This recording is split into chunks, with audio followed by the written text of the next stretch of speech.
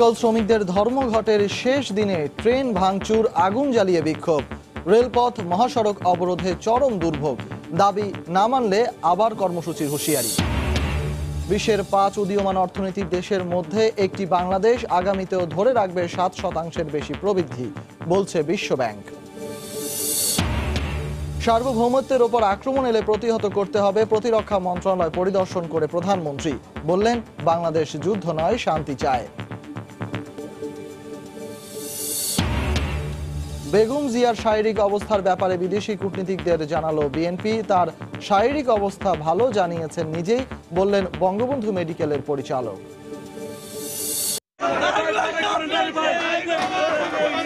রাস্তায় নেমে গেছে, আমার এইটাই আমার একমাত্র সম্বল আছে। এবার রাজধানীর খিলগাঁও বাজারে আগুনে পুড়ল শতাধিক দোকান, জীবিকার অবলম্বন হারিয়ে দোকানীদের বিলাপ, সূত্রপাত নিয়ে ধোঁয়াশা।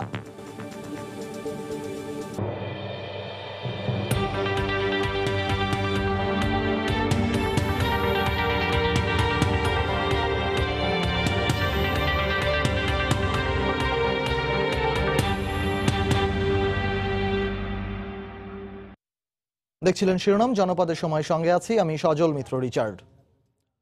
72 ঘন্টা ধর্মঘটের শেষ দিনে এসে ট্রেনে ইট পাটকেল ছুড়ে ভাঙচুর করেছেন পাটকল শ্রমিকরা। দেশের বিভিন্ন স্থানে মহাসড়কে টায়ার জ্বালিয়ে ও রেলপথ আটকে বিক্ষোভ করেছেন তারা। ঘন্টার পর ঘন্টা ট্রেন ও যান চলাচল বন্ধ থাকায় চরম দুর্ভোগ পোহাতে হয় যাত্রীদের। 6 এপ্রিলের বৈঠকে দাবি আদায় না হলে আবারও কর্মসূচি দেওয়ার হুঁশিয়ারি তাদের। রিপোর্টারদের পাঠানো তথ্য ছবি নিয়ে রিপোর্ট। 9 দফায় 72 ঘন্টা ধর্মঘটের শেষ দিনে মহাসড়ক ও রেল লাইন অবরোধ করে বিক্ষোভ করেন রাষ্ট্রায়ত্ত পাটকল শ্রমিকরা। নরসিংদী তরোয়া এলাকায় ঢাকা থেকে ছেড়ে আসা চট্টগ্রামগামী কর্ণফুলী এক্সপ্রেস ট্রেনে ইট পাটকেল ছোড়া হয়। কাজ ভেঙে অন্তত 15 জন আহত হন। ট্রেন আটকে রেল লাইনে অবস্থান নিয়ে স্লোগান দেন তারা। পুলিশ তাদের সরিয়ে দিলে 1 ঘন্টা পর ট্রেন চলাচল স্বাভাবিক হয়। শ্রমিকরা যেভাবে পাশে ইট দিয়া পাথর দিয়ে হামলা করছে, অনেক সাধারণ পাবলিক আমরা আহত হয়েছি। আমার চোখের সামনে একজনের ঠ্যাং ভাঙ্গা, একবার পুরো ঠ্যাংই ভাঙ্গা গেছে। আমি যাবো হাটোভাঙ্গা, এখন সামনে গন্ডগোল থেকে ট্রেনের মধ্যে আমরা এখন চলে যাচ্ছি ট্রেন থেকে নামে। মিথ্যা আশ্বাস দিয়ে অনেকদিন আমাদেরকে ঘুরিয়েছে, এখন আমাদের মজুরি যে পর্যন্ত আমরা না পাবো এই পর্যন্ত আমাদের সংগ্রাম চলবে। একই দাবিতে চট্টগ্রাম রাঙামাটি মহাসড়ক অবরোধ করে আন্দোলন করেন আমিন জুট মিলের শ্রমিকরা। মহাসড়কে যান চলাচল 3 ঘন্টা বন্ধ থাকে। এক পর্যায়ে রেলপথ থেকে সরে গেলে চট্টগ্রাম বিশ্ববিদ্যালয়গামী ও নাজিরহাট থেকে শহরগামী শাটল ট্রেন চলাচল স্বাভাবিক হয়। 7 তারিখ আমাদের শ্রমিক নেতৃবৃন্দের যে বৈঠক, সেই বৈঠকে দাবি মানা না হলে আরো বৃহত্তর কর্মসূচি আমরা 7 তারিখে আপনাদেরকে জানিয়ে দেব। খুলনায় মিছিল নিয়ে খুলনা যশোর মহাসড়ক ও রেলপথে অবস্থান নেন শ্রমিকরা। বেলা 12টার দিকে কর্মসূচি স্থগিতের ঘোষণা দিয়ে তারা বলেন, আগামী 6 এপ্রিল বিজিএমসির সাথে বৈঠকে সমাধান না এলে আবারও কর্মসূচির ঘোষণা দেয়া হবে। বিজিএমসি চেয়ারম্যান সাহেবের চিঠি পেয়েছি, উনি আমাদেরকে আগামী 6 তারিখ 11:30টায় আমাদের নিয়ে আলোচনা করবেন এই দাবির বিষয়ে। তো সেই আলোচনা যদি আমাদের দাবি বাস্তবায়ন হয় তাহলে আমাদের আর পরবর্তী আমাদের কর্মসূচি প্রয়োজন হবে না। রাজশাহীতে মিছিল নিয়ে ঢাকা রাজশাহী মহাসড়ক অবরোধ করেন শ্রমিকরা। 4 ঘন্টা বন্ধ থাকে মহাসড়কে যান চলাচল। ধর্মঘট আমাদের 72 ঘন্টা পৌঁছতে আগামীকাল ভোর 6টা পর্যন্ত ধর্মঘট মিলবদ্ধ থাকবে। আমরা কেউ কাজে যোগদান করব না। এছাড়া সিরাজগঞ্জ ও নারায়ণগঞ্জেও বিক্ষোভ করেছেন পাটকল শ্রমিকরা। ইসমাত জাহান, সময় সংবাদ। বিশ্বের উদীয়মান 5টি অর্থনীতির দেশের মধ্যে বাংলাদেশ একটি বলে জানিয়েছে বিশ্বব্যাংক। সকালে বিশ্বব্যাংকের ঢাকা অফিসে বাংলাদেশের অর্থনীতির পর্যালোচনা প্রতিবেদন প্রকাশ সংবাদ সম্মেলনে প্রতিষ্ঠানের প্রধান অর্থনীতিবিদ ডক্টর জাহিদ হোসেন এ তথ্য জানান। অন্য দেশগুলো হলো ইথিওপিয়া, রুয়ান্ডা, ভারত ও ভুটান। সংবাদ সম্মেলনে আরও বলা হয়, আগামীতেও 7% বেশি প্রবৃদ্ধি ধরে রাখতে পারবে বাংলাদেশ। গেল 1 দশক ধরে বাংলাদেশ ধরে রেখেছে প্রবৃদ্ধির ধারাবাহিকতা। প্রতি বছরই বাড়ছে সামগ্রিক অর্থনীতির আকার। জানুয়ারিতেই লন্ডন ভিত্তিক গবেষণা প্রতিষ্ঠান centre for economic and business research এর প্রতিবেদনে দেখা যায় 43তম থেকে এগিয়ে 41তম অর্থনীতির দেশ হয়েছে বাংলাদেশ। এবার বিশ্বব্যাংকের প্রতিবেদনে বলা হলো সম্ভাবনাময় 5 অর্থনীতির দেশের মধ্যেও রয়েছে বাংলাদেশ। আমরা বলছি যে মোটামুটি একটি শক্তিশালী প্রবৃদ্ধি বজায় থাকবে এবং সেটা অন্তত 7% বা তার বেশি হতে পারে। আমাদের যে আভ্যন্তরীণ যে অনিশ্চয়তাগুলো সেখানে আমরা বলছি এটা মোটামুটি ব্যালেন্সড।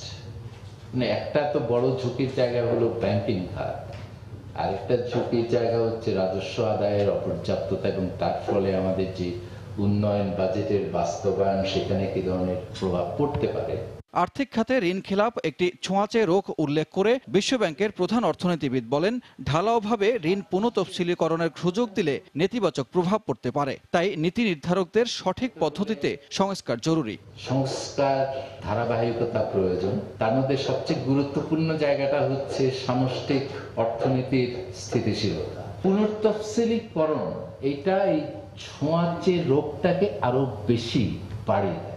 বিনিয়োগ, কর্মসংস্থান, আমদানি রফতানি সহ সার্বিক অর্থনীতির তথ্য বিবেচনায় চলতি অর্থবছর শেষে প্রবৃদ্ধি 7.3% হতে পারে বলে ধারণা করছে বিশ্বব্যাংক। তবে সরকার বলছে প্রবৃদ্ধি অর্জন হতে পারে 8.13%। আমাদের কিছু হিসাব নিকাশের পদ্ধতি আছে, তার ভিত্তিতে আমরা এই 7.3। সানবীর রূপল, সময় সংবাদ, ঢাকা। বাংলাদেশ যুদ্ধ নয়, শান্তি চায়। তবে কেউ যদি সার্বভৌমত্ব রক্ষায় হুমকি হয় কিংবা আক্রমণ করতে আসে তাকে প্রতিহত করার প্রস্তুতি থাকতে হবে দেশের। সকালে প্রতিরক্ষা মন্ত্রণালয় পরিদর্শনে গিয়ে একথা বলেন প্রধানমন্ত্রী শেখ হাসিনা। এ সময় শান্তি রক্ষায় নিয়োজিত সেনাদের আরও প্রশিক্ষিত করে গড়ে তোলার তাগিদ দেন তিনি। মুক্তিযুদ্ধের পর এই ভবনে বসেই যুদ্ধবিধ্বস্ত বাংলাদেশের সরকার পরিচালনা করতেন জাতির পিতা বঙ্গবন্ধু শেখ মুজিবুর রহমান। 4 বছর পর প্রতিরক্ষা মন্ত্রণালয়ের সেই স্মৃতিবিজড়িত ভবনে এলেন তারই কন্যা প্রধানমন্ত্রী শেখ হাসিনা। টানা তৃতীয় মেয়াদে সরকার গঠনের পর বিভিন্ন মন্ত্রণালয় পরিদর্শনের ধারাবাহিকতায় এবার নিজের অধীনে থাকা প্রতিরক্ষা মন্ত্রণালয় পরিদর্শন করলেন শেখ হাসিনা। বৃহস্পতিবার সকালে শেরেবাংলা নগরে প্রতিরক্ষা মন্ত্রণালয়ের সম্মেলন কক্ষে 3 বাহিনী প্রধান সহ ঊর্ধ্বতন কর্মকর্তাদের সঙ্গে বৈঠকে বসেন প্রধানমন্ত্রী ও প্রতিরক্ষা মন্ত্রী শেখ হাসিনা। বৈঠকে প্রধানমন্ত্রী বলেন, সার্বভৌমত্ব রক্ষার প্রশ্নে সক্ষমতা ও প্রস্তুতিতে পিছিয়ে থাকার কোনো সুযোগ নেই। আমরা কারোর সাথে যুদ্ধ করব না, আমরা যুদ্ধ করতে চাই না, কিন্তু কেউ যদি আমাদের বিরুদ্ধে আক্রমণ করে তাহলে তার জন্য যথাযথ জবাব আমরা দিতে পারি আর আমার দেশের স্বাধীনতা সার্বভৌমত্বের জন্য রক্ষা করতে পারি। সেই প্রস্তুতিটা সবসময় আমাদের থাকতে হবে। প্রতিরক্ষা মন্ত্রণালয়ের আওতায় থাকা প্রতিষ্ঠানগুলোর আধুনিকায়ন করা হচ্ছে জানিয়ে শেখ হাসিনা বলেন, শান্তিরক্ষায় নিয়োজিতদের আরও দক্ষ ও প্রশিক্ষিত করে গড়ে তুলতে হবে। শান্তিরক্ষা মিশনে আমাদের সশস্ত্র বাহিনীর সদস্যরা যাচ্ছে, পুলিশ বাহিনীর সদস্যরা যাচ্ছে, সবাই যাচ্ছে। যুদ্ধের সরঞ্জাম থেকে শুরু করে সর্বক্ষেত্রেই একটা পরিবর্তন আসে, আধুনিকতা আসে, নতুনত্ব আসে, কিন্তু আমাদের যারা সেখানে যাবে তারা সব বিষয়ে পারদর্শী থাকবে, সেটাই আমি চাই। কোনো সংঘাত নয়, বরং শান্তিপূর্ণ উপায়ে মিয়ানমারে রোহিঙ্গাদের ফেরত পাঠানো হবে বলেও জানান প্রধানমন্ত্রী। আমরা তাদের সাথে কখনো কোনো সংঘাতে যাব না, বরং তাদের সাথে আলোচনার মাধ্যমে তাদের নাগরিকদের তারা যেন ফিরিয়ে নিয়ে যায়। দেবাশিস রায়, সময় সংবাদ, ঢাকা। সেটা ব্যাপারে সবার জনপদের সময় আরো থাকছে। চট্টগ্রামে পাহাড় ধস ঠেকাতে এবার কঠোর অবস্থানে জেলা প্রশাসন। দখলকারীদের বিরুদ্ধে জিরো টলারেন্স নীতি ও রাজনৈতিকভাবে সিদ্ধান্ত নেওয়ার পরামর্শ নগরবিদদের।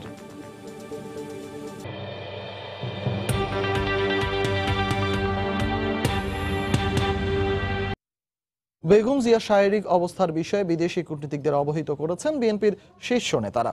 এদিকে তিনি অনেকটাই ভালো আছেন বলে জানিয়েছেন বঙ্গবন্ধু মেডিকেল বিশ্ববিদ্যালয়ের পরিচালক brigadier general doctor AK Mahbubul Haque. অন্যদিকে তথ্যমন্ত্রী বলেছেন, বেগম জিয়ার চিকিৎসা নিয়ে জনমনে বিভ্রান্তি সৃষ্টি করছে তার দল।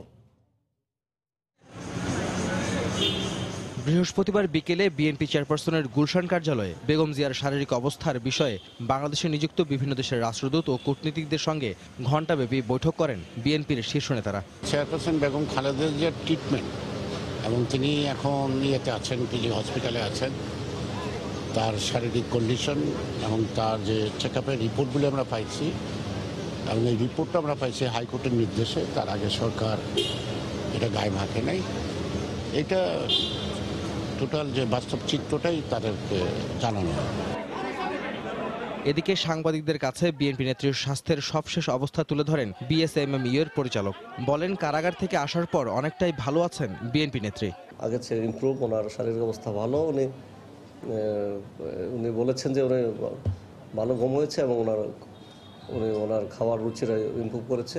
ডায়াবেটিস ইমপ্রুভিং, ওনার প্রেশার তো কন্ট্রোলে আছে এবং অন্যান্য সমস্যার কোনো সমস্যা উনি নতুন করে বলেননি যে আমার এই সমস্যা ফিল করছেন। মানে বেটার উনি বলেছেন যে আমি আগের চেয়ে ভালো আছি। নতুন কিছু আর এখানে করা হয় না, সুগার প্রতিদিনই করা হয় যাতে বেডে, যেটা গ্লুকোমিটার দিয়ে, আর বাকি কোনো টেস্টার করার প্রয়োজন হয়নি এখন। অন্যদিকে দুর্নীতির মামলায় দণ্ডপ্রাপ্ত বেগম জিয়ার মুক্তি কিংবা চিকিৎসা কোনোটিতেই সরকারের হস্তক্ষেপ নেই জানিয়ে তথ্যমন্ত্রীর দাবি বিভ্রান্তি ছড়াচ্ছে বিএনপি। বেগম জিয়ার স্বাস্থ্য নিয়ে তারা বিভ্রান্তি ছড়ানোর চেষ্টা করছেন এবং বক্তব্য রাখছেন। এতে মনে হয় যে ওনারা সবাই বিশেষজ্ঞ ডাক্তার। প্রকৃতপক্ষে বেগম জিয়া যেই ধরনের সুযোগ সুবিধা কারাগারের মধ্যে পাচ্ছেন সেটি নজিরবিহীন। আহমেদ সালেহীন, সময় সংবাদ, ঢাকা। আসছে বর্ষায় চট্টগ্রামে পাহাড় ধস ঠেকাতে এবার কঠোর অবস্থান নিতে যাচ্ছে বলে জানিয়েছে জেলা প্রশাসন। পাহাড়ের ঢালে ঝুঁকিপূর্ণভাবে বসবাসকারীদের পরিবারের সংখ্যা ও ভূমিদস্যুদের তালিকা চেয়ে ইতোমধ্যে 6 ভূমি সার্কেলের সহকারী কমিশনারকে চিঠি দিয়েছে প্রশাসন। এ অবস্থায় দখল করা পাহাড় কেটে যারা নিম্ন আয়ের মানুষদের বসবাসের সুযোগ করে দিচ্ছে তাদের বিরুদ্ধে জিরো টলারেন্স নীতি ও কঠোর রাজনৈতিক সিদ্ধান্ত নেয়ার পরামর্শ নগরবিদদের। আশরাফুল আলম মামুনের ক্যামেরায় শফিকুল আলমের প্রতিবেদন।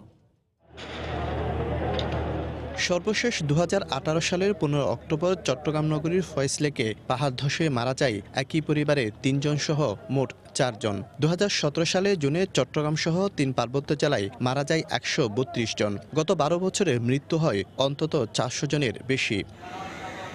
পাহাড়ে যখন মৃত্যুর মিছিল, তখন তা ঠেকাতে আসন্ন বর্ষার আগে শক্ত অবস্থান নিতে যাচ্ছে জেলা প্রশাসন। পাহাড়ের পাদদেশে বসবাসকারীদের তালিকা চেয়ে 6 এসিল্যান্ডের কাছে চিঠি দিয়েছে সংস্থাটি। প্রতি বছরে আমরা সেটা তাদেরকে সচেতন করার জন্য মাইকিং করে থাকি। আমরা বিভিন্ন সংস্থাগুলোকে আমরা চিঠি দিয়ে তাদের যে সংযোগগুলো আছে, বিভিন্ন যেমন ইউটিলিটি সার্ভিসেস যেগুলো আছে, সেগুলো বিচ্ছিন্ন করার জন্য আমরা এগুলো চিঠি দিয়ে থাকি। কিন্তু তারপরেও আসলে তারা এতটা ভয় পায় না।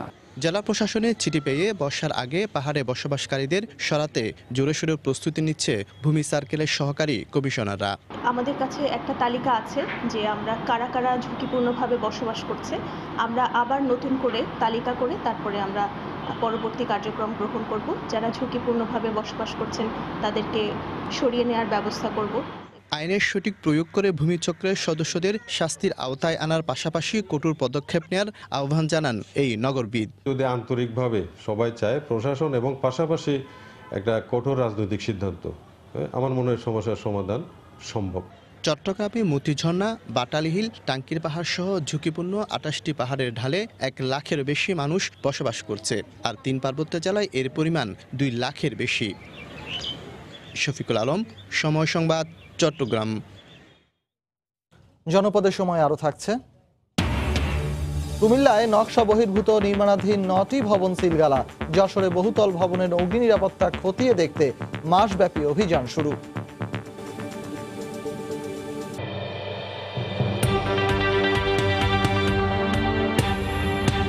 এবার রাজধানীর খিলগাঁও কাঁচা বাজারে আগুনে পুড়ে গেছে শতাধিক দোকানঘর ও মালামাল। ফায়ার সার্ভিসের 15টি ইউনিটের 3 ঘন্টার চেষ্টায় ভোর 6টার দিকে আগুন নিয়ন্ত্রণে আসে। তারা বলছে, কয়েকদিন আগে মার্কেট কর্তৃপক্ষকে সতর্ক করা হলেও তারা কোনো ব্যবস্থা নেননি। তবে সূত্রপাত সম্পর্কে এখনো কিছু জানাতে পারেনি দমকল বাহিনী। আবারও আগুন, এবার খিলগাঁও মার্কেট। বুধবার রাত 2:45 সবাই যখন গভীর ঘুমে আচ্ছন্ন, ঠিক তখনই আগুনের লেলিহান শিখায় একে একে জ্বলতে থাকে সাজানো গোছানো এক একটি দোকান। দ্রুতই আগুন নেভাতে কাজ শুরু করে ফায়ার সার্ভিসের অন্তত 15টি ইউনিট। এ সময় তাদের সহায়তায় এগিয়ে আসেন এলাকাবাসী। হাতে হাত মিলিয়ে যোগ দেন আগুন নেভানোর কাজে। পানি নিক্ষেপ করা হয় খিলগাঁও ফ্লাইওভারের উপর থেকেও। অবশেষে প্রায় 3 ঘন্টার প্রাণপণ লড়াইয়ে হার মানে পাষণ্ড আগুন। ততক্ষণে পুড়ে ছাই শতাধিক দোকানঘর। ফায়ার সার্ভিসে আমাদের একদিন আগে জানানো হয়েছে যে আপনারা এখানে সতর্ক হন, আপনারা ক্ষতিগ্রস্ত হতে পারেন আপনারা, ঠিক আছে? আমরা কোনো পদক্ষেপ নিতে পারিনি। কামার কুমাররা যারা কাজ করে তারা সারা রাত এখানে 2টা 3টা পর্যন্ত কাজ করে। আমি যতটুকু জানি হয়তো ওইখান থেকে আগুনটা লাগতে পারে। একবারে শেষ, কিচ্ছু নাই।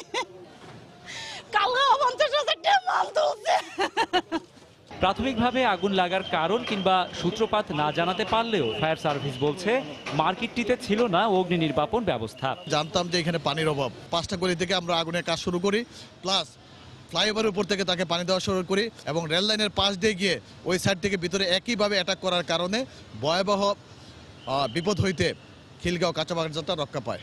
আগুনে ক্ষতিগ্রস্ত দোকানীদের তালিকা তৈরি করে পুনর্বাসনের ব্যবস্থা নেওয়ার কথা জানিয়েছে ঢাকা দক্ষিণ সিটি কর্পোরেশন। ক্ষতিপূরণ এবং পুনর্বাসনের পরবর্তী করণীয় বিষয়ে আমরা যথাযথ কর্তৃপক্ষের মাধ্যমে আমরা দুর্যোগ ত্রাণ মন্ত্রণালয়ে প্রেরণ করব এবং সকলকে আমরা সহযোগিতা করব ইনশাআল্লাহ। আগুনে খিলগাঁও ফ্লাইওভারের নিচের একটি অংশ ক্ষতিগ্রস্ত হয়েছে। সাম্প্রতিক সময়ে একের পর এক ভয়াবহ অগ্নিকাণ্ডের পর রাজুক এবং ফায়ার সার্ভিস নড়ে চড়ে বসলেও থেমে নেই আগুনের ধ্বংসলীলা। একের পর এক অগ্নিকাণ্ড আর কিছু মানুষের নিঃস্ব হয়ে যাওয়ার গল্প যেন নিয়মিত ঘটনায় পরিণত হয়েছে। এ অবস্থায় ভবন ও মার্কেটগুলোর অগ্নি নির্বাপন ব্যবস্থা জোরদারের পাশাপাশি অবকাঠামোগত ত্রুটি কাটিয়ে ওঠার পরামর্শ সংশ্লিষ্টদের। রাশেদ বাপ্পি, সময় সংবাদ, ঢাকা। নকশা বহির্ভূত এবং নানা অব্যবস্থাপনার কারণে কুমিল্লায় নির্মাণাধীন 9টি ভবন সিলগালা করে দিয়েছে সিটি কর্পোরেশন। দুপুরে মেয়র মনিরুল হক সাক্কুর নেতৃত্বে নগরীর ঠাকুরপাড়া, নজরুল অ্যাভিনিউ এবং দক্ষিণ চরথা এলাকায় অভিযান চালানো হয়। এ সময় নকশা বহির্ভূত ও বিল্ডিং কোড না মেনে নির্মাণ কাজ চালানোয় 9টি ভবন সিলগালা করা হয়। পাশাপাশি চিহ্নিত ভবনগুলোর মালিককে নোটিশ দেন ভ্রাম্যমাণ আদালত। আগামী রোববারের মধ্যে জবাব না পেলে কঠোর ব্যবস্থা নেয়ার হুঁশিয়ারি দেয়া হয়।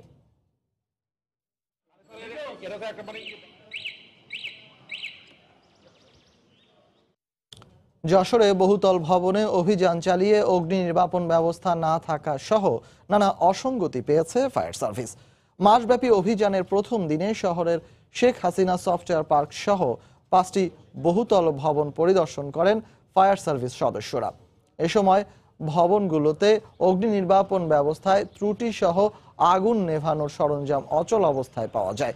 পরে ভবন মালিকদের নির্দেশনা সম্বলিত নোটিশ দেওয়া হয়। এদিকে বহুতল ভবনের এমন নাজুক অগ্নি নিরাপত্তা ব্যবস্থার জন্য উদ্বিগ্ন স্থানীয়রা। যশোরের 65টি বহুতল ভবনেই পর্যায়ক্রমে অভিযান চলবে বলে জানিয়েছে ফায়ার সার্ভিস।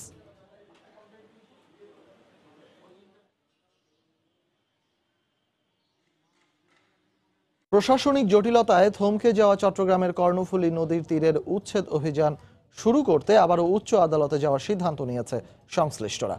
আগামী 1 সপ্তাহের মধ্যে জটিলতা নিরসন না হলে উচ্চ আদালতে রিট করা হবে। এক্ষেত্রে মামলায় অধিভুক্ত করা হবে জেলা প্রশাসনের পাশাপাশি সিডিএ এবং বন্দর কর্তৃপক্ষকে। বিস্তারিত জানাচ্ছেন কমল দে।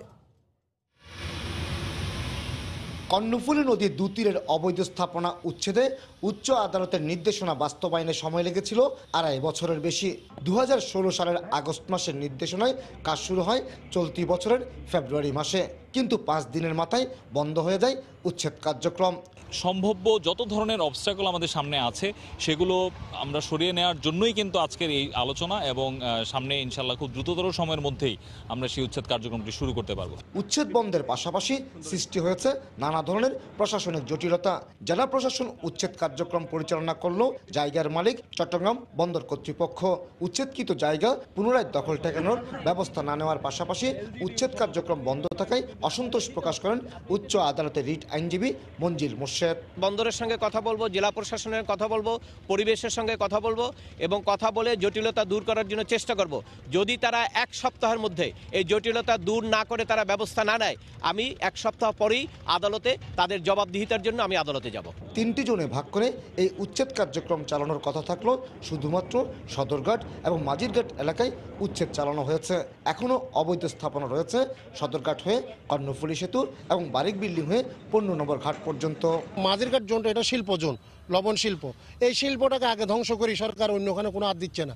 তার পিছনে কি কিছু আছে কিনা? সরকারের সম্পদ সরকার নিয়ে যাবে, আমাদের কোনো দুঃখ নেই বা কোনো মাথা ব্যথা নেই। কিন্তু আমাদের একটু সময় সুযোগটা দিলে আমরা একটু আগাতে পারতাম, এটা হলো বিষয়। গত 4 ফেব্রুয়ারি থেকে 10 ফেব্রুয়ারি পর্যন্ত প্রথম দফার উচ্ছেদে নগরীর সদরঘাট এবং মাঝিরঘাট এলাকায় 230টি অবৈধ স্থাপনা উচ্ছেদের মাধ্যমে 10 একর জায়গা পুনরুদ্ধার করা হয়। সে সাথে দখলমুক্ত করা হয় 5টি খালের মুখ। সরকারি সংস্থাগুলির সমন্বয়হীনতার কারণে এই জায়গা এখনও অরক্ষিত অবস্থায় পড়ে আছে। সে সাথে প্রশাসনিক জটিলতার কারণে বন্ধ হয়ে গেছে উচ্ছেদ কার্যক্রম। চট্টগ্রামের মাঝিরঘাট থেকে কমল দে, সময় সংবাদ। নবগঠিত ময়মনসিংহ সিটি কর্পোরেশনের নির্বাচন 5ই মে। নির্বাচনকে কেন্দ্র করে সম্ভাব্য প্রার্থীদের পদচারণায় মুখর সিটি কর্পোরেশন এলাকা। মেয়র পদে আওয়ামী লীগ ও জাতীয় পার্টিতে একাধিক প্রার্থী দলীয় মনোনয়ন পেতে কাজ করছেন। তবে এ নির্বাচন নিয়ে বিএনপি তাকিয়ে আছে কেন্দ্রের দিকে। এদিকে নতুন এই সিটি কর্পোরেশনের প্রথম নির্বাচনে সব দলের অংশগ্রহণ এবং যোগ্য প্রার্থীদের দলীয় মনোনয়ন দেওয়ার দাবি ভোটারদের। সায়েম আকন্দের ক্যামেরায় হারুনুর রশিদের রিপোর্ট। ময়মনসিংহ সিটি কর্পোরেশনের তফসিল ঘোষণার পর সরব হয়ে উঠেছে ময়মনসিংহের রাজনীতি। সবার আগ্রহের কেন্দ্রবিন্দু এখন সিটি নির্বাচন। নির্বাচনে মেয়র পদে দলীয় মনোনয়ন পেতে আওয়ামী লীগের সম্ভাব্য প্রার্থীরা স্থানীয় ও কেন্দ্রে চালাচ্ছেন জোর তৎপরতা। মনোনয়নের লড়াইয়ে আছেন সাবেক পৌর মেয়র ও সিটি কর্পোরেশনের প্রশাসক ইকরামুল হক টিটু, মহানগর আওয়ামী লীগের সভাপতি এহতেশামুল আলম ও সাধারণ সম্পাদক মহিতুর রহমান শান্ত। তবে মনোনয়ন যাকেই দেয়া হোক তার পক্ষেই কাজ করবেন বলে জানান তারা। পাশে থাকার চেষ্টা করেছি, সুখে দুঃখে, উন্নয়নে, বিভিন্ন সভা সমাবেশ, রাজনৈতিক কর্মকাণ্ডে সর্বত্রভাবেই আমি সর্বোচ্চ উজাড় করে আমি কাজ করার চেষ্টা করছি। কোনো বৃদ্ধ প্রার্থীর পক্ষে কাজ করার কোনো সুযোগ হয় নাই, আর নিজে বৃদ্ধ প্রার্থীর প্রশ্নই ওঠে না। আমি বঙ্গবন্ধুর আদর্শের সৈনিক, দল যাকে নমিনেশন দেবে তার পক্ষে আমি সর্বাত্মক কাজ করব। এদিকে সিটি কর্পোরেশন নির্বাচন নিয়ে নীরব বিএনপি তাকিয়ে আছে কেন্দ্রের দিকে। আর একাধিক প্রার্থী নির্বাচনে অংশ নিতে আগ্রহী বলে জানান জাতীয় পার্টির নেতারা। আমি বিশ্বাস করি, আমার দল বিশ্বাস করে যে এই বর্তমান সরকারের অধীনে কোনো নির্বাচন সুষ্ঠু হবে না। সুতরাং সেই নির্বাচনে যাওয়া কোনো অর্থ হয় না, যেহেতু জনগণের মতামত প্রতিফলিত হবে না। জাতীয় পার্টির সিদ্ধান্ত অনুযায়ী যাকে মনোনয়ন দেয়, আমাদের একাধিক প্রার্থী রয়েছে, আমাদের সেই প্রার্থী ময়মনসিংহের এই মহানগরের ভোটারদের কাছে প্রার্থী হিসাবে হাজির হবেন। নতুন সিটি কর্পোরেশনের প্রথম নির্বাচনে সব দলের অংশগ্রহণ চান ভোটাররা। 5টি বছর যাকে কাছে পাবে এমন নেতৃত্বকেই আমরা সিটি কর্পোরেশনবাসী, এলাকাবাসী চাই। যেহেতু এটা প্রথম নির্বাচন, এখানে পরিচ্ছন্ন লোকগুলা নমিনেশন পাক এবং পরিচ্ছন্ন লোকগুলাই যেন আসে। নির্বাচনটা শান্তি শৃঙ্খলভাবে চাই, আমরা সবাই যাতে ভোট দিতে পারি।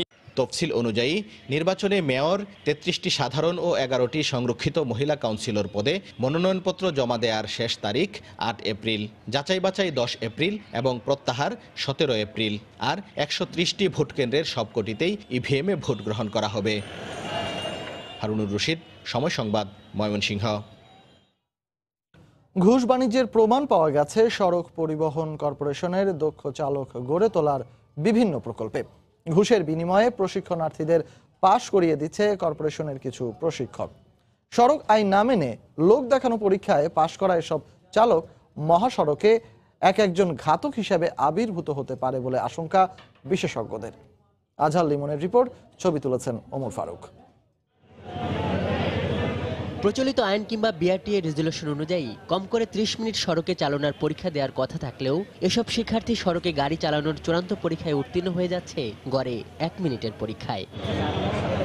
ব্যাক গিয়ারে কম বেশি 3 মিটার চালানোর পরীক্ষা দিয়ে এই চালকরা কি করে মূল সড়কে শত শত মাইল পাড়ি দেবেন তা অবশ্যই বিবেচনার বিষয়। সময় সংবাদ জানতে চায় সত্যিকারের কতটা শিখেছে সরকারি প্রকল্পের অধীনে ড্রাইভিং প্রশিক্ষণ নেয়া এসব শিক্ষার্থী। 100%-এর মধ্যে আমরা 10% আসলে ড্রাইভিং শিখতে পারিনি। 4 মাসে প্রায় 1.5 মাসের মতো এইভাবে চলে গেছে। লাস্ট 20 দিনের মতো আমাদের 10 মিনিট করে দিছে। সব স্টুডেন্ট প্রত্যেকদিন ড্রাইভ করতে পারে না। 2500 টাকা করে নিছে, যে এটা দিলে নাকি পাস করা যাবে। আমরা তো তৃতীয় বেস, এর আগে যে 2টা বেস গেছে ওনারা বলছে যে এটা না দিলে নাকি লাইসেন্স হয় না। ঘুষের বিনিময়ে লাইসেন্স পরীক্ষায় পাশ করিয়ে দেওয়ার এসব অভিযোগ অস্বীকার করে পরীক্ষা নিতে আসা বিআরটিএর প্রতিনিধি সহ বোর্ডের সংশ্লিষ্ট সদস্যরা। আমরা যে নিয়মে পরীক্ষা নিচ্ছি এখানে তো অসঙ্গতি হওয়ার কোনো প্রশ্নই আসে না। ঘুষের বিনিময়ে চালকদের লাইসেন্স প্রদানের অভিযোগ আসলে নতুন কিছু নয়। বিআরটিএর বিরুদ্ধে আগেও এমন অভিযোগ ছিল, এখনও রয়েছে। কিন্তু বিআরটিসি সিপ সরকারি প্রকল্পের শিক্ষার্থীরা যেসব অভিযোগ করলেন তার আসলে কতটা সত্য? সাধারণ প্রশিক্ষণার্থীর ছদ্মবেশে পরীক্ষা শুরুর আগেই তেজগাঁওয়ের বিআরটিসি ট্রেনিং সেন্টারে হাজির হওয়ার সময় সংবাদ। প্রতি শিক্ষার্থীর কাছ থেকে পরীক্ষায় পাশ করিয়ে দেওয়ার জন্য কমপক্ষে 3 জন প্রশিক্ষককে 2500 করে টাকা নিতে দেখা যায়। এ সেন্টারে 200 জন শিক্ষানবিশকে প্রশিক্ষণ দিয়েছে সরকারি এমন 4 জন চালক। হিসেব করে দেখা যায় পরীক্ষা শুরুর মাত্র আধা ঘন্টা আগেই বিনামূল্যে ড্রাইভিং শিখতে আসা এসব শিক্ষার্থীর কাছ থেকে হাতিয়ে নেওয়া হয় অন্তত 4 লাখ টাকা। তবে বরাবরের মতোই ঘুষ নেওয়ার অভিযোগ অস্বীকার করেন এসব সরকারি প্রশিক্ষক। তাদের কাছ থেকে কোনো টাকা নেওয়া হচ্ছে না, তাদের টাকাটাই সরকার দিচ্ছে, লাইসেন্সের পুরো টাকাটাই সরকার দিচ্ছে। না মানে 2500 বা 2500? না না না না, এভাবে কোনো টাকা নেওয়া হবে না। ফ্রি, সম্পূর্ণই ফ্রি ট্রেনিং। এখানে 2500 টাকা নেওয়া হয় না। এখানে সেইবের যারা আছে তাদের কোনো ফি নেওয়া হয় না। সরকারি প্রকল্পের অধীনে ড্রাইভার তৈরির এমন প্রক্রিয়ায় হতাশা প্রকাশ করেছেন বিশেষজ্ঞরা। এই যে প্রক্রিয়াটা, এটা কর্তৃপক্ষ, সংশ্লিষ্ট কর্তৃপক্ষ দেখে না দেখার ভান করছে।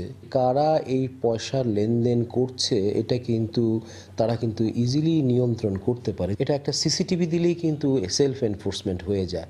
যখন দেয় না তখন বুঝতে হবে এই টাকাটা হয়তো অনেক স্তরের মধ্যেই কিন্তু বিলি বিন্টন হয়। এ ব্যাপারে বিআরটিসির সংশ্লিষ্ট কর্মকর্তার সঙ্গে যোগাযোগ করলেও ক্যামেরার সামনে তিনি কথা বলতে রাজি হননি। আজহার লিমন, সময় সংবাদ, ঢাকা। জাতীয় গৃহায়ন ও গণপূর্ত বিভাগের সহকারী প্রকৌশলীকে লাঞ্ছিতের ঘটনায় চট্টগ্রামে পরিস্থিতি আরও উত্তপ্ত হয়ে উঠেছে। বিচারের দাবিতে আজও গৃহায়ন অফিসের কর্মচারীরা কলম বিরতি ও মানববন্ধন কর্মসূচি পালন করছেন। এদিকে মেয়রের পক্ষে মিছিল সমাবেশ করা হয়েছে। বিস্তারিত জানাচ্ছেন পার্থপ্রতিম বিশ্বাস। গৃহায়ন কর্তৃপক্ষের এক প্রকৌশলীকে মেয়রের লাঞ্ছিত করার ঘটনাকে ঘিরে বৃহস্পতিবারও সকাল থেকে উত্তপ্ত বন্দরনগরী।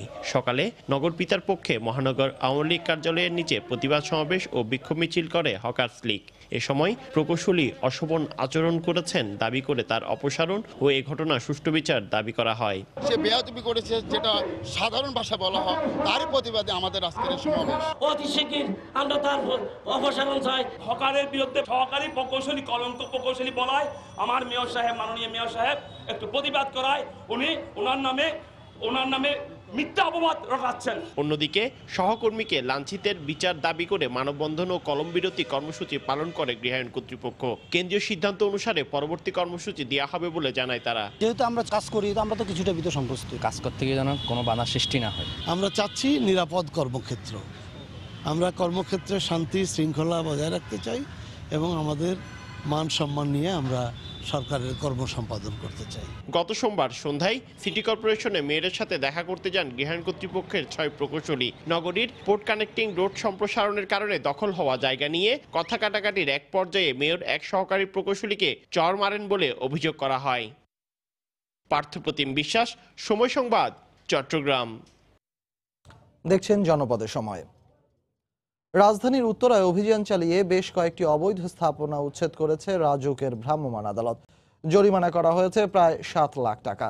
সিলগালা করা হয় 2টি প্রতিষ্ঠান। তবে আজ রাজুকের জোন 2-এ এ তথ্য সংগ্রহের কথা থাকলেও মাঠে দেখা যায়নি কর্তৃপক্ষকে। বৃহস্পতিবার বেলা 11টা। কথা ছিল চতুর্থ দিনের মতো বহুতল ভবনের তথ্য সংগ্রহের অভিযান শুরু করবে রাজুকের জোন 2, কিন্তু দায়িত্বপ্রাপ্ত কর্মকর্তা আর ফোন ধরেননি। কিছুক্ষণ পরেই উত্তরা 3 নম্বর সেক্টরে শুরু হয় রাজুকের অভিযান। 16 তলার HM প্লাজার আন্ডারগ্রাউন্ডে গড়ে উঠেছে মার্কেট, আর পার্কিং এর সুবিধা না রেখেই পাশ হয়েছে নকশা। নির্বাহী ম্যাজিস্ট্রেটের সঙ্গে বাকবিতণ্ডায় জড়ালে দুজনকে আটকের নির্দেশ দেন তিনি, কিন্তু দায়িত্বপ্রাপ্ত সেই কর্মকর্তা কৌশলে তাদের সরিয়ে দেন। পরে জব্দ করা হয় মূল নকশা। অরিজিনাল প্ল্যানে আছে, বেসমেন্ট হলো শপিং এরিয়া। হ্যাঁ, আপনারা বলতে পারেন ওই যে সবাই একটা প্রশ্নই করে এত বড় বিল্ডিং কেন নাই। তখনকার পরিস্থিতিতে 22 বছর আগে এই জিনিসটা তখন ডিলে ডালা ছিল।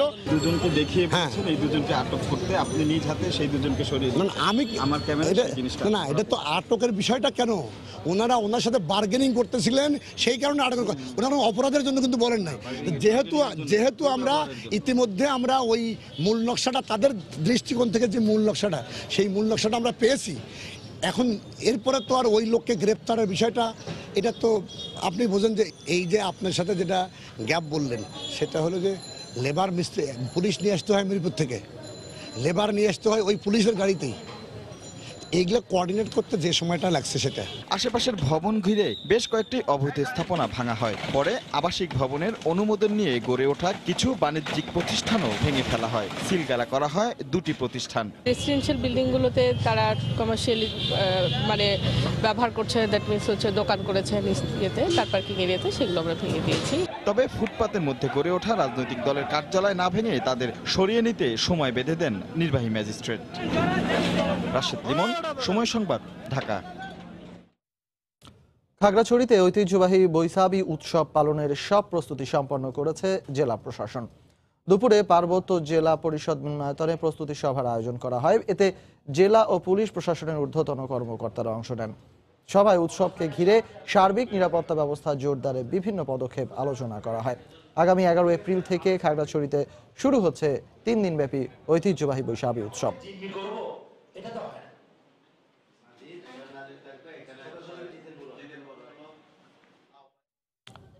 পহেলা বৈশাখ উপলক্ষে টাঙ্গাইলের তাঁতপল্লীতে ব্যস্ত সময় পার করছেন মালিক ও শ্রমিকরা। বাড়তি আয়ের আশায় দিন রাত পরিশ্রম করছেন তারা। অন্য বছরের তুলনায় এবছর বৈশাখের শাড়ির চাহিদা ভালো থাকায় বেশি লাভের আশা করছেন তাঁত মালিকরা। করটিয়া হাট ব্যবসায়ী সমিতি এবার আগের বছরের তুলনায় কমপক্ষে কোটি টাকার শাড়ি বেশি বিক্রির আশা করছে। কাদির তালুকদারের তথ্য ও রাশেদ খানের ছবি নিয়ে রিপোর্ট। খটখট শব্দে মুখরিত কালিহাতি ও পাথরাইলের তাঁতপল্লী। কেউ বা ব্যস্ত বুননের কাজে, আবার কেউ বা সুতা তুলছেন চরকায়। রঙিন সুতার কারুকার্যে ফুটিয়ে তুলছেন বাহারি নকশা। বাঙালির প্রাণের উৎসব বৈশাখে টাঙ্গাইলের তাঁতপল্লীতে তৈরি হচ্ছে জামদানি, সিল্ক, বালুচুরি ও তসর সহ শতাধিক ডিজাইনের শাড়ি। পুরুষের পাশাপাশি নারীরাও কাজ করছেন সমান তালে। আমরা ভালো কাজ করতেছি, মালিক সাহেব বেচাকেনা ভালো করতেছে। বৈশাখের উপলক্ষে আমাদের ব্যস্ততা একটু বাড়তি। 5 টাকা করে বোনাস দেয়, সব কিছু 300 টাকা। এতে মালিকেরও কিছু পয়সা আগে আসবে, আমাদেরও কিছু আয় রোজগার বেশি হচ্ছে বর্তমানে। তাঁত মালিক ও ব্যবসায়ীরা জানান, বৈশাখ উপলক্ষে বিক্রিও অনেক ভালো। তবে সুতার দাম ও রঙের বাজার নিয়ন্ত্রণে সরকারিভাবে ব্যবস্থা নেয়ার দাবি তাদের। যদি সুতার দাম বাড়তে থাকে, রঙের দাম বাড়তে থাকে, তাহলে আমাদের প্রফিটটা ওইরকম ভাবে হাতে আসে না। যদি সরকার এইভাবে দেখতো যে সুতা এবং রঙের দামটা একটা নিয়ন্ত্রণের মধ্যে রাখতে পারত। উৎসবকে সামনে রেখে দেশের বিভিন্ন জেলা থেকে পাইকারদের পাশাপাশি খুচরা ক্রেতারাও শাড়ি কিনতে ভিড় করছেন করটিয়ার পাইকারি দোকানে। আমরা নিতেছি, ওরাও ভালো সেল করতেছে। বাকিটা উপর আল্লাহর ইচ্ছা, যদি ভালো সেল করতে পারি। সামনে বৈশাখ আছে, সামনে ঈদ আছে। বৈশাখে তো ইনশাল্লাহ আশা করি ভালো হবে। অন্যান্য বছর থেকে এবছর একটু ভালো হওয়ার সম্ভাবনাই আছে। করটিয়া পাইকারি কাপড়ের হাট ব্যবসায়ী সমিতির এই নেতার আশা, বৈশাখ উপলক্ষে অন্যান্য বছরের চেয়ে অন্তত কোটি টাকার শাড়ি বেশি বিক্রি হবে। মহাজনদের যে আবির্ভাব এবং দোকানদার যে উৎসাহ, গত বছরের চেয়ে মিনিমাম কোটি টাকা আরো বেশি বেচাকেনি হবে, এটা আমার ধারণা। করটিয়া কাপড়ের হাটে প্রায় 5000 ব্যবসায়ী রয়েছেন, আর এই হাটে প্রতি সপ্তাহে প্রায় 50 কোটি টাকার কাপড় বিক্রি হয়। সময় সংবাদ, টাঙ্গাইল। চাঁদপুরের শাহরাস্তি উপজেলার ঘুঘুশাল গ্রামে 50 শতক জায়গায় নিজ উদ্যোগে দারুশিল্পের চিত্রশালা গড়ে তুলেছেন সমীরণ দত্ত। নিজেই গাছের গোড়ালি বা শেকড় দিয়ে তৈরি করেন নান্দনিক শিল্পকর্ম। নিখুঁত মনোরম এসব শিল্পকর্ম দেখতে তার চিত্রশালায় ভিড় করেন দূর দূরান্তের দর্শনার্থীরা। তার শিল্পকর্মকে এগিয়ে নিতে সরকারি পৃষ্ঠপোষকতার আশ্বাস দিয়েছেন জেলা প্রশাসনের শীর্ষ কর্মকর্তা। ফারুক আহমেদের তথ্য ও ছবি নিয়ে রিপোর্ট। সমীরণ দত্ত পেশায় একজন দারুশিল্পী। পুরনো বা নষ্ট হওয়া গাছের গোড়ালি কিংবা শেকড় খোদাই করে তৈরি করেন দৃষ্টিনন্দন শিল্পকর্ম। 4 মাস আগে চাঁদপুরের শাহরাস্তি উপজেলার ঘুঘুশাল গ্রামে 50 শতক জায়গায় গড়ে তোলেন দারুশিল্পের চিত্রশালা। এখানে রয়েছে লিচু, মেহগনি থেকে শুরু করে নানা গাছের কাঠ আর গোড়ালি দিয়ে তৈরি ছোট চাবির রিং, ডাইনিং টেবিল, চেয়ার, হাতি, ডাইনোসর ও পাখি সহ নানা রকম পশু পাখির অবয়ব, যা দেখতে প্রতিদিন ভিড় করেন নানা বয়সী মানুষ। প্রাকৃতিক পরিবেশে এত নান্দনিক শিল্প যা আমাদেরকে সবাইকে মুগ্ধ করতেছে। মানুষ যে কাঠ দিয়ে এত কিছু তৈরি করতে পারে আমার তা আগে জানাই ছিল না। যে অবয়বগুলো কল্পনার জগতে নিয়ে যায়, মানুষের মনোজাগতিক একটা যে বিনোদন, সেই বিনোদনকে প্রস্ফুটিত করে। তার পৃষ্ঠপোষকতা করা হয় তার জন্য, তাহলে আমাদের চাঁদপুরের জন্য অনেক বেশি গৌরবের হবে বিষয়টি। চট্টগ্রাম বিশ্ববিদ্যালয়ে হিসাব বিজ্ঞানে স্নাতকোত্তর ডিগ্রি লাভ করলেও 1999 সাল থেকে পেশা হিসেবে বেছে নেন এই দারুশিল্প। তার হাতে খড়ি হয় চিত্রশিল্পী ফেরদৌসী প্রিয়ভাষিনীর কাছ থেকে। শিল্পকর্ম মানে শিল্পী এইসব কাজ করবে, এইসব কাজকর্ম করে আর কি জীবনযাপন করে, সংসার চালায়। অতি পরিচিত কাছের জিনিস যে একটু ভিন্ন মাত্রায় চেষ্টা করলে ভিন্ন রূপ পেতে পারে, আমি সেই কাজটা করেছি। আর আমার প্রেরণার মূল জায়গাটা হচ্ছেন ফেরদৌসী প্রিয়ভাষিনী। এই চিত্রশালাটিকে টিকিয়ে রাখতে ও এর পরিসর বাড়াতে প্রয়োজনীয় পৃষ্ঠপোষকতার আশ্বাস দেন জেলা প্রশাসনের শীর্ষ এই কর্মকর্তা। এই নন্দিত ভাস্করের কাজগুলো যেন আরো ছড়িয়ে যেতে পারে, সেজন্য আমরা সাহায্য সহযোগিতা অব্যাহত রেখেছি। রাজধানী ঢাকা ও চট্টগ্রাম এবং সিলেটে এ পর্যন্ত 10টি প্রদর্শনী করেছেন সমীরণ দত্ত। সময় সংবাদ, চাঁদপুর। এ পর্যায়ে শিরোনামগুলো জানিয়ে দিচ্ছি আরেকবার।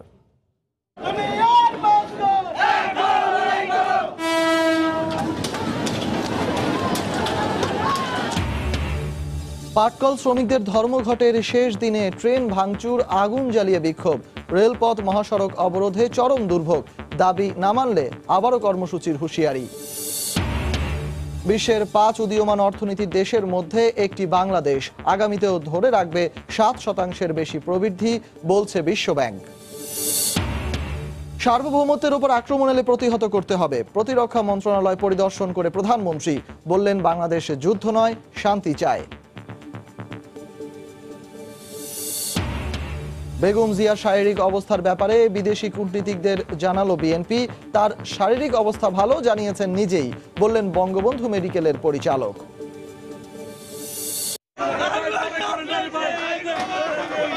রাস্তায় নেমে গেছি, এটাই আমার একমাত্র সম্বল আছে। এবার রাজধানীর খিলগাঁও বাজারে আগুনে পুড়ল শতাধিক দোকান, জীবিকার অবলম্বন হারিয়ে দোকানীদের বিলাপ, সূত্রপাত নিয়ে ধোঁয়াশা।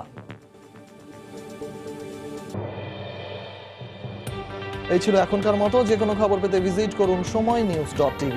আপনার মোবাইলে সময় সংবাদ দেখতে ও সকল খবর পেতে ডাউনলোড করুন সময় অ্যাপ, আর সঙ্গে থাকুন সময়।